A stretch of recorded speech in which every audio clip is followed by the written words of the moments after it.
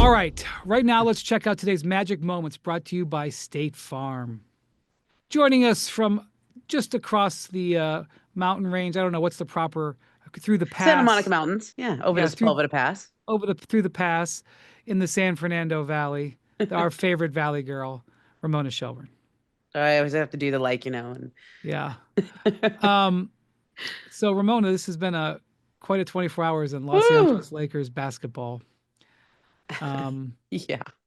there's just this incredible history of players coming to the Lakers mid-career.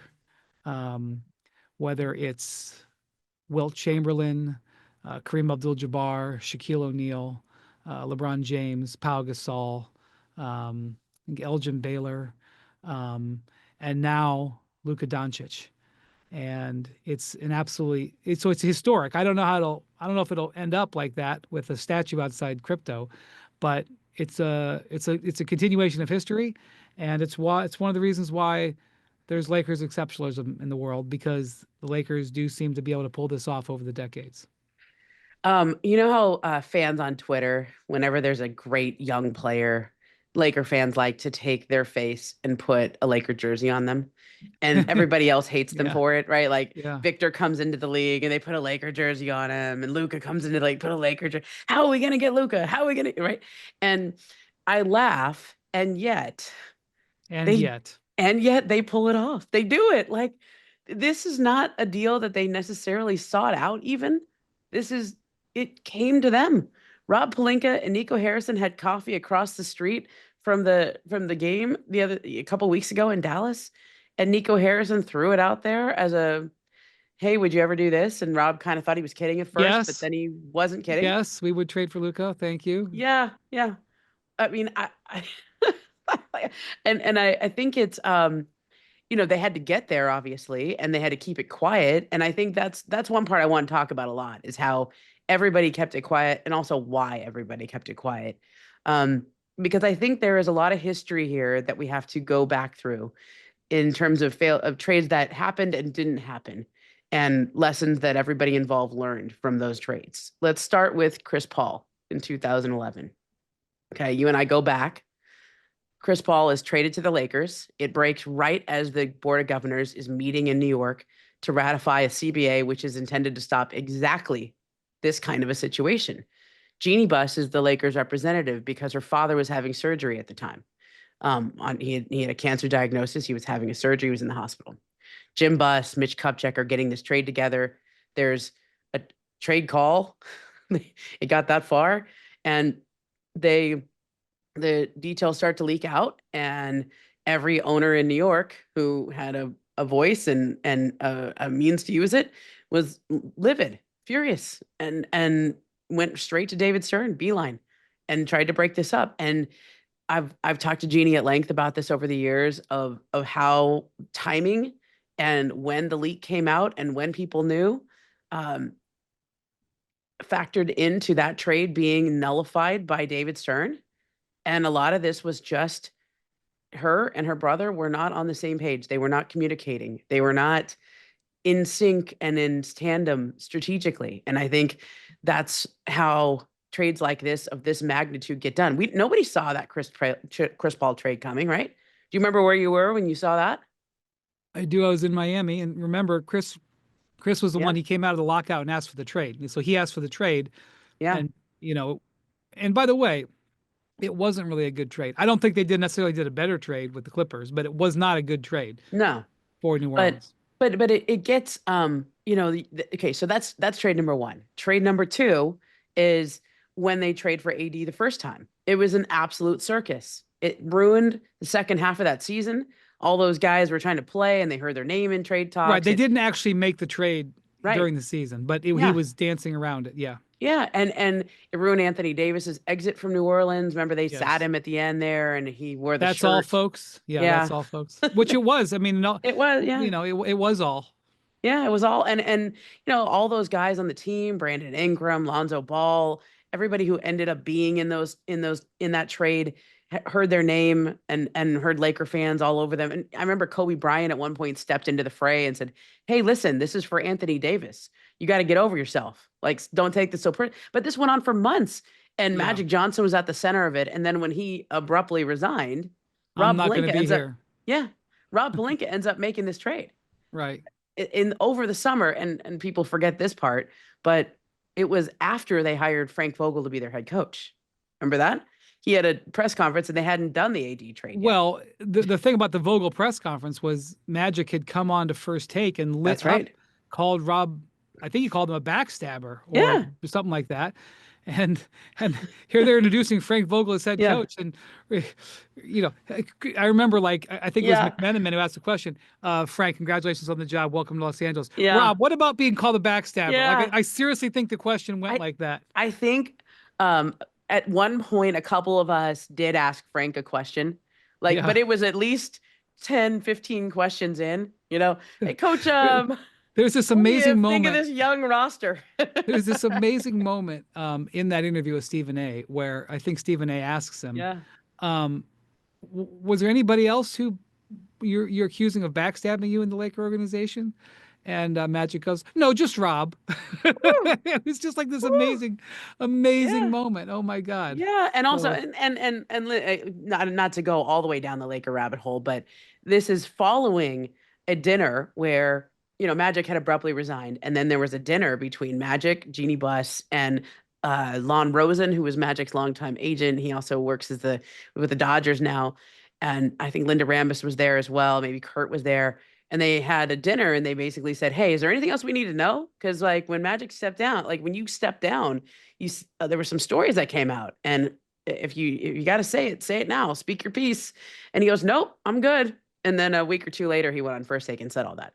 So yeah, that was not to go all the way down, but the rabbit hole. But it is instructive because when you get to a trade of this magnitude, one which gets nullified by the commissioner because they don't have their act together in terms of when it's going to be completed and how that's going to be. Like, if Jeannie would have been consulted at that point, she would have said, "You got to wait till the CBA passes and everyone's out of New York. Like, hold it a day. You got to hold this back." But there's no communication, there's no coordination. And so, right. I mean, they ended up in court against each other, oh, Jeannie and Jim. So it's not, yeah. you know, Not that shocking. Okay, so then there's that. And then the next one is the trade where it was a circus. It was an absolute yeah. circus. Now, let's also go to trade number 3, which is something you and I have talked about a lot on this pod and continues to be relevant now, especially in light of this trade, which is the wild pursuit of LeBron James by the Golden State Warriors last year, where owner to owner conversations between Joe Lacob and Jeannie Buss. There's some level of interest on both sides. And instead of hashing out the details of a trade and kind of getting a trade package and going to LeBron late, they go to Rich Paul and said, "Is this something LJ would want to do?" And Rich says no. And the trade dies on the vine there. Even though, from what I understand, LeBron had conversations with other people, Draymond Green, there's a prominent businessman in Silicon Valley, had been involved there. And I think there was some indication that he was at least intrigued by this. And they shut it down. Yeah, the And Warriors don't make the call unless they think right. LeBron's gonna. At the time, LeBron did not Yeah, have a no trade clause. He does now. correct. That's a So, difference. what is different about this trade? They never went to any of the agents or players involved. No one got to say yes or no. No one got any feedback because if you let anybody else know, if you let anyone else involved, the trade falls apart. The Right. trade can be said no. If they go to Luka Doncic and says, "Hey, you want to go to be traded to the Lakers?" I mean, I don't know what he says. I think if you're going to trade me, I guess this is a good spot. But I don't think he wanted to be traded from Dallas. And this is where you are. If you go to Rich Paul and Anthony Davis, hey, how do LeBron and AD feel about this trade? Does this get out of the starting blocks? I don't think so.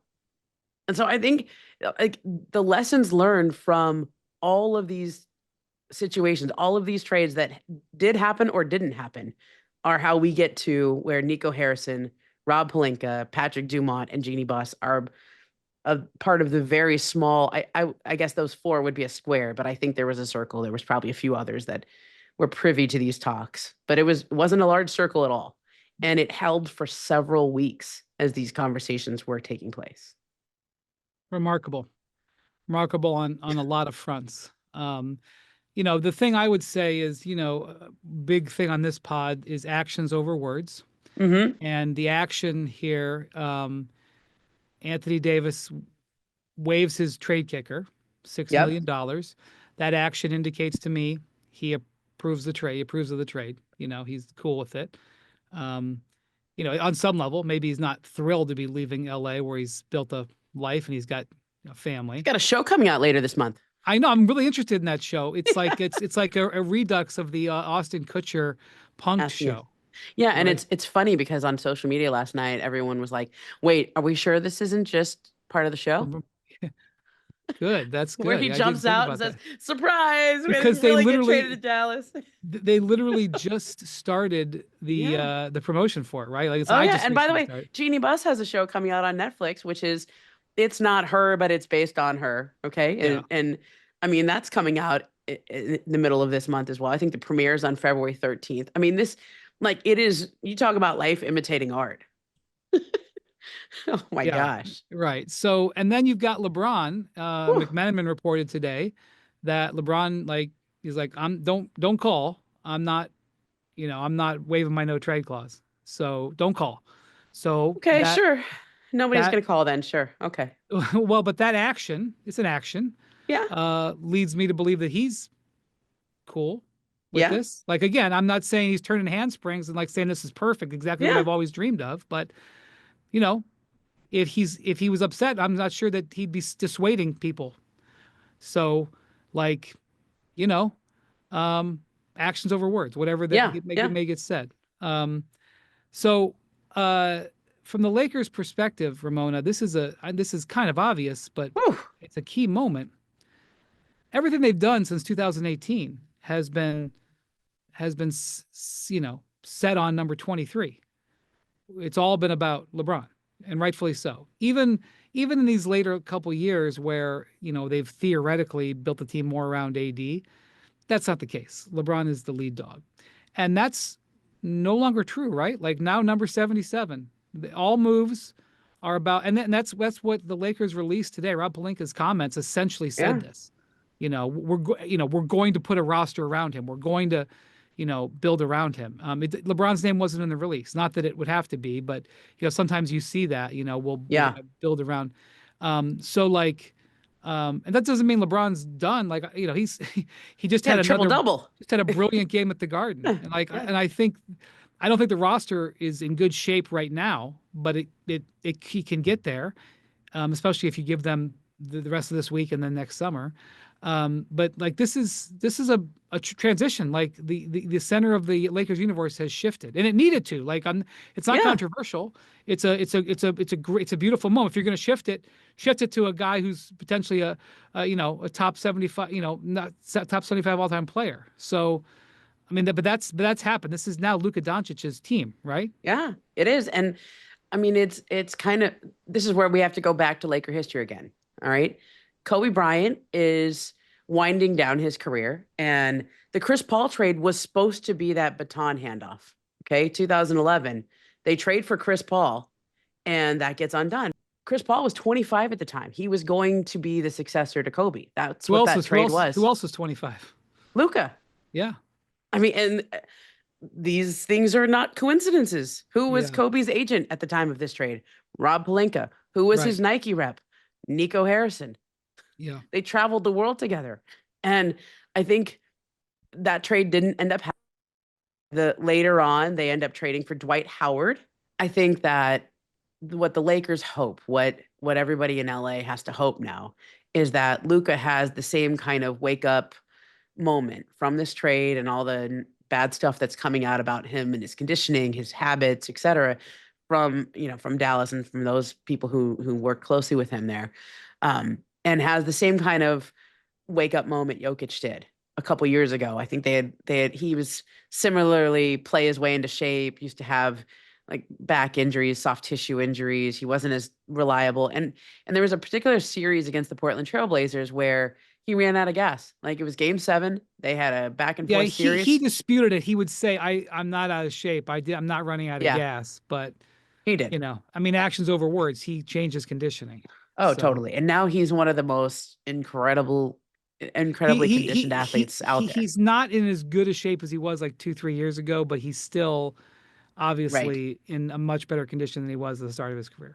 That's right. And I think it's really more about he started taking that part of being an NBA basketball player very seriously because he saw it was affecting his ability to win and his ability to break through. And he was about the same age Luka is now. I think he was maybe even a little older. So Yeah. this sometimes takes some time for people to really learn. Like, I mean, Kobe wasn't always a fitness fiend or a diet guy, or probably LeBron wasn't either. I mean, Kobe used to talk about eating pizza and cheeseburgers and stuff earlier in his career. Like, time comes for us all, right? When we have to shape up. And I think maybe Luka's there, maybe not, but that's what the Lakers have to hope for. Yeah. And like, look, I think the interesting thing, one of the big things that, so Nico Harrison had a press conference, and I talked to McMahon about that, but today in Cleveland, and he used some weird language about Luca's contract. He's like, there was some Yeah. details of Luca's contract. What that was code for is, we didn't want to pay him 350. They were worried about paying him $70 million a year. And normally, when you have a supermax player who's supermax eligible, you just want him to take the full contract. Yeah. And okay, if he gets injured because he gets a little older, then you know, okay. But you know, the Lakers are, I assume, going to make that investment. I assume that this it won't be as much money, by the way, because it won't be the supermax, but it's still going to be you know over 250 million. So I assume that the Lakers are going to be should be making that investment this summer, and I would hope. Well, I shouldn't say I hope, but I would assume that Luka is going to sign it. All right, we're out of time, Momo. But thank you for providing this history because I think it's important, and I look forward to more of your coverage the rest of this week as Luka puts on the uniform for the first time. First So, domino. oh First my domino. God, There may be it was a more. big one. It was a big one. All Woo! right, thanks, Momo. We'll talk to you soon. Thanks, Bry.